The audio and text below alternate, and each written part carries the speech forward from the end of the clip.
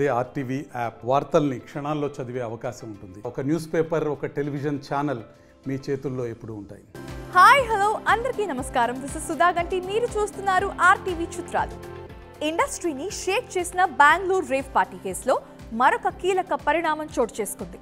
తాజాగా ఈ కేసులో పోలీసులు ఛార్జ్ షీట్ దాఖలు చేశారు. ఈ క్రమంలోనే సినీ నటి హేమ డ్రగ్స్ తీసుకున్నట్లు ఛార్జ్ షీట్లో పేర్కొన్నారు.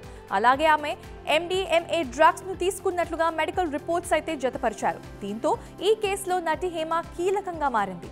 ఈ కేసులో ఇప్పటికే ఆమె 14 రోజులు జ్యుడిషియల్ కస్టడీలో ఉన్న సంగతి తెలిసిందే. ఇదిలా ఉంటే ఈ డ్రగ్స్ టాలీవుడ్లో మరింత తీవ్ర దుమారం రేపింది. అదే కాకుండా దీంతో నటి హేమ సభ్యత్వాన్ని అయితే రద్దు చేసింది. కానీ ఆ తర్వాత ఆగస్టులో ఆమెపై విధించిన బ్యాన్ అయితే ఎత్తివేసింది. హేమ పేరు ఛార్జ్ షీట్లో ఉందన్న వస్తున్న వార్తలపై ఆమె అయితే స్పందించింది. రీసెంట్గా నేను డ్రగ్స్ తీసుకోలేదని బెంగళూరు పోలీసులు ఛార్జ్ షీట్లో అయితే తన పేరు ఉన్నట్లుగా మీడియా ద్వారానే తనకి తెలిసింది అన్నారు. ఇంకా తాను ఎలాంటి డ్రగ్స్ తీసుకోలేదని, తాను డ్రగ్స్ తీసుకున్నట్లు నిరూపిస్తే దానికైనా రెడీ అంటున్నారు మరోసారి. ఇంకా పోలీసులు ఛార్జ్ షీట్ తనకు వచ్చిన తరువాతనే ఈ విషయంపై అయితే స్పందిస్తామని పేర్కొన్నారు. ఇప్పటి వరకు తనకి ఉన్న సమాచారం మేరకు డ్రగ్స్ రిపోర్ట్లో నెగిటివ్ అన్నారు.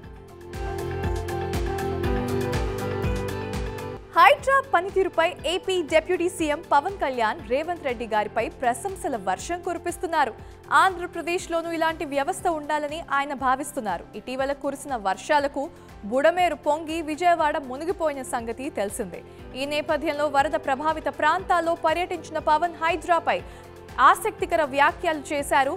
ఇంకా బుధవారం తెలంగాణ ముఖ్యమంత్రి రేవంత్ రెడ్డిని కలిసి పవన్ కళ్యాణ్ ఆయనతో కీలక విషయాలు చర్చించారు. వర్షాలు, వరదల నేపథ్యంలో ఏపీ, తెలంగాణకు చెరో ₹1 కోటి చొప్పున విరాళం ప్రకటించారు పవన్ కళ్యాణ్. దాంతో పాటుగా తాను ప్రాతినిధ్యం వహిస్తున్న పంచాయతీ రాజ్ శాఖలో 400 పంచాయతీలకు ₹1,00,000 చొప్పున 4 కోట్ల విరాళం ప్రకటించారు. ఇప్పటికే ఆంధ్రప్రదేశ్ ముఖ్యమంత్రి చంద్రబాబును కలిసి చెక్కును అందజేశారు. దీనిలో భాగంగా తెలంగాణ సీఎం రేవంత్ రెడ్డిని కలిసి చెక్కును అందజేశారు. దర్శక ధీరుడు SS రాజమౌళి దర్శకత్వంలో సూపర్ స్టార్ మహేష్ బాబు ఒక సినిమా చేయనున్న సంగతి మనందరికీ తెలిసిందే. ఈ మూవీపై ఇండస్ట్రీలో అభిమానులు భారీ అంచనాలున్నాయి. యాక్షన్ అడ్వెంచర్ బ్యాక్ డ్రాప్ లో ఈ సినిమా తెరకెక్కుతోంది. ప్రస్తుతం ప్రీ ప్రొడక్షన్ స్టేజ్ లో ఉన్న SSMB 29 అప్డేట్స్ కోసం అభిమానులు ఉత్కంఠంగా ఎదురు చూస్తున్నారు.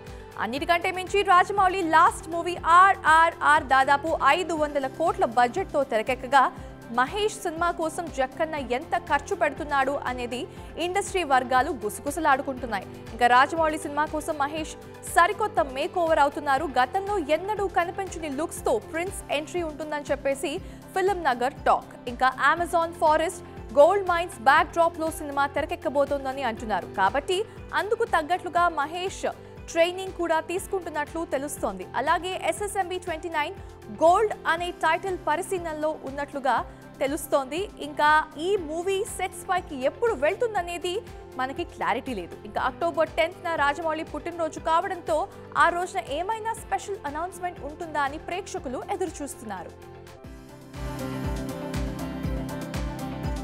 తెలుగు ఇండస్ట్రీలో సెలబ్రిటీ స్టార్ కపుల్స్ జీవిత రాజశేఖర్ జంట ఒకటి. ఇంకా ఈ జంట గురించి ప్రత్యేకంగా చెప్పాల్సిన అవసరం లేదు. జీవిత అంటే రాజశేఖర్కి, రాజశేఖర్ అంటే జీవితకి అనేలా చాలా చాలా అన్యోన్యంగా కలిసి ఉంటారు. వాళ్ళు లవ్ బర్డ్స్ అని కూడా వాళ్ళని పిలుస్తూ ఉంటారు. మీరు ఎక్కడ కనిపించినా జంటగానే కనిపిస్తారు వీళ్ళిద్దరు. ఇంకా తాజాగా సీనియర్ హీరోయిన్ జీవిత తమ లవ్ స్టోరీని బయటపెట్టారు. వీరిద్దరి లవ్ స్టోరీ సినిమాకి ఏ మాత్రం తీసిపోదు. వీరి లవ్ స్టోరీలో అయితే చాలా చేజింగ్స్ ఉన్నాయి, ఫైట్ సీన్స్ కూడా ఉన్నాయని అనుకున్నారేమో, కానీ అస్సలు కాదు. అవేవీ లేకున్నా సరే అద్దిరిపోయే, దిమ్మ తిరిగిపోయే ట్విస్ట్లు ఉన్నాయి వీళ్ళ లవ్ స్టోరీలో. ఇంకా ఆ తర్వాత నటి జీవిత తన లవ్ స్టోరీని చెబుతూ తాము ఇద్దరం పెళ్లి చేసుకుంటే బాగుంటుందని, కానీ పెళ్లి చేసుకోవడానికి అందరూ ఒప్పుకోవాలని, ఎవరూ పెళ్లిని వ్యతిరేకించకూడదని ఫిక్స్ అయ్యామని చెప్పుకొచ్చారు. ఇంకా ఈ క్రమంలో చాలా ఇబ్బందులు పడ్డామని చెప్పుకొచ్చారు. ఇంకా నవభారతం సినిమా సమయంలో తామిద్దరం పెళ్లి కాకుండానే ఒకే రూమ్ లో ఉండేవారమని, ఆ టైంలో ఇండస్ట్రీలో మేము పెద్ద టాపిక్ అయ్యామని చెప్పుకొచ్చారు. ఇంకా ఈ వార్తలు మీడియాలో హైప్ అవుతున్నాయి.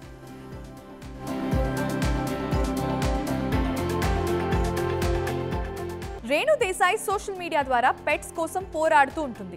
పెట్స్ తరపున తన గొంతు అయితే వినిపిస్తూనే ఉంటుంది. ఇక పెట్స్ మీద ప్రతాపం చూపిస్తూ హింసించే వారిపై ఆగ్రహం వ్యక్తం చేస్తూ ఉంటుంది. మూగజీవాలపై కఠినంగా వ్యవహరించే వారిపై రేణు దేశాయ్ మండిపడుతోంది. తాజాగా ఇలానే ఒక పెట్తో తన రాక్షసానందాన్ని బయటపెట్టేశాడు ఒక ఆకతాయి. దీంతో అతడి వివరాలు కనుక్కుని ఇంకా ఇన్స్టాగ్రామ్లో అయితే కనుక్కుంది ఆ వివరాలు. ఆ తర్వాత పోలీసులకు ఆ ఆకతాయిని అరెస్ట్ చేయమని చెప్పి గట్టిగా చెప్పారు. ఇంకా అరెస్ట్ కూడా చేయడం జరిగింది ఆ ఆకతాయిని. ఇంకా ఆ విషయాన్ని రేణు దేశాయ్ మళ్ళీ పోస్ట్ చేసింది.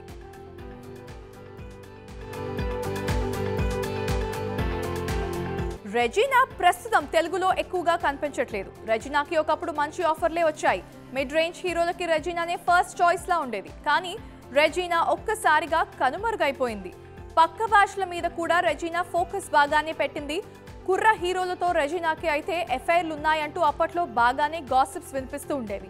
సందీప్ కిషన్, సాయిధరం తేజ్తో అయితే డేటింగ్లో ఉన్నానంటూ రూమర్స్ కూడా వస్తూ ఉండేవి. తాజాగా రెజీనా తన రిలేషన్షిప్స్ గురించి, డేటింగ్స్ గురించి చెప్పింది. తన జీవితంలో చాలా రిలేషన్స్ అయితే ఉన్నాయని, తాను కంటిన్యూస్గా డేటింగ్స్ చేస్తూనే ఉండేదానని, తనొక సీరియల్ డేటర్ అని చెప్పేసి చెప్పుకొచ్చింది.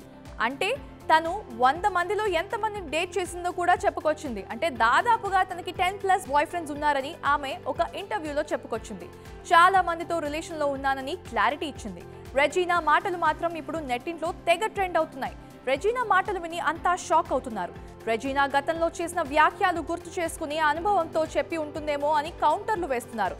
మరి ఈ ఉత్సవం మూవీలో అయినా సరే రెజీనాకి తెలుగులో వరుసగా ఆఫర్లు వస్తాయా లేదా అనేది వేచి చూడాల్సిందే.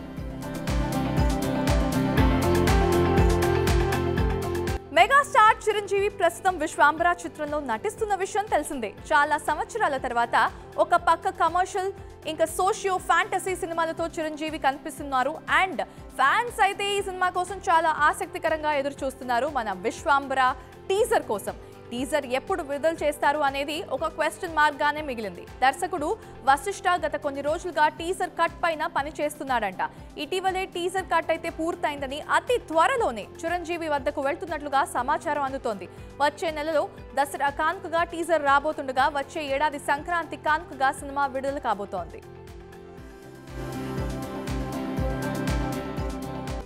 ఆనంద్, హ్యాపీ డేస్ వంటి విభిన్న చిత్రాలను తెలుగు ప్రేక్షకుల ముందుకు తీసుకొచ్చిన శేఖర్ కముల గత కొన్నేళ్లుగా పూర్తి కమర్షియల్ సినిమాలు చేస్తూ వస్తున్నాడు.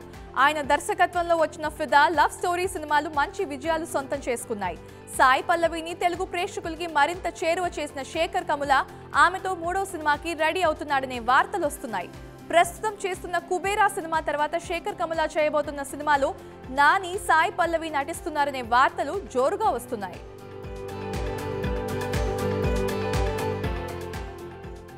ఎన్టీఆర్, కొరటాల శివ కాంబినేషన్ లో జనతా గ్యారేజ్ తర్వాత రాబోతున్న చిత్రం దేవరా. భారీ అంచనాల నడుమ రూపొందిన ఈ సినిమా ఈ నెల 27న ప్రేక్షకుల ముందుకు రాబోతున్న విషయం తెలిసిందే. జాన్వీ కపూర్ హీరోయిన్ గా నటించిన బాలీవుడ్ స్టార్ నటుడు సైఫ్ అలీ ఖాన్ కీలక పాత్రలో ఈ సినిమాలో కనిపించబోతున్నారు. ఇంకా యుఎస్ లో ఇప్పటికే దేవరా సినిమా వసూళ్లు ప్రభంజనం మొదలైంది. తెలుగు రాష్ట్రాల్లోనూ ఈ సినిమా భారీ వసూళ్లు నమోదు చేసుకుంది. ఇంకా అదనపు షోలు పడాల్సిందే అంటున్నారు ఫ్యాన్స్ అందరూ. నిర్మాతలు తెలుగు రాష్ట్రాల ప్రభుత్వాలకు అదనపు షోల కోసం అయితే అనుమతులకు దరఖాస్తు చేయబోతున్నారంట.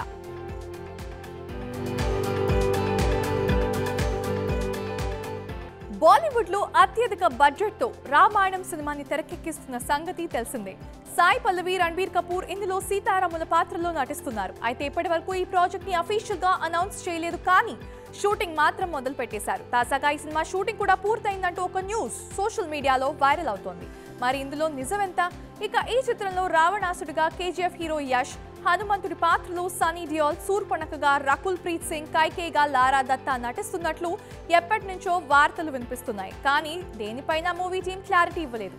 అయితే ఈ ప్రాజెక్ట్ విఎఫ్ఎక్స్ కోసం నితేష్ తిహారీ టీంని, ఆస్కార్ విన్నింగ్ కంపెనీని అయితే వాళ్లతో చర్చలు జరుపుతున్నారట. అలాగే ఈ సినిమా తెలుగు వర్క్ ఏదైతే ఉందో ఆ మాటల కోసం ఆ బాధ్యతను త్రివిక్రమ్ శ్రీనివాస్ గారికి అప్పగించినట్లు కూడా రూమర్స్ ఉన్నాయి. మరి త్వరలో ఈ చిత్రంపై ఏమైనా మూవీ టీం క్లారిటీ ఇస్తుందా, లేక రిలీజ్ డేట్ అయితే షాక్ ఇస్తుందా అనేది వేచి చూడాల్సిందే.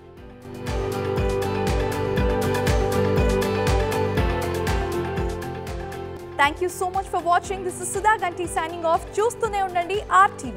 మరిన్ని వీడియోస్ కోసం ఛానల్ ని సబ్స్క్రైబ్ చేయండి. లేటెస్ట్ అప్డేట్స్ కోసం వాట్సాప్ ఛానల్ ని ఫాలో చేయండి. అండ్ లింక్ డిస్క్రిప్షన్ లో ఉంది.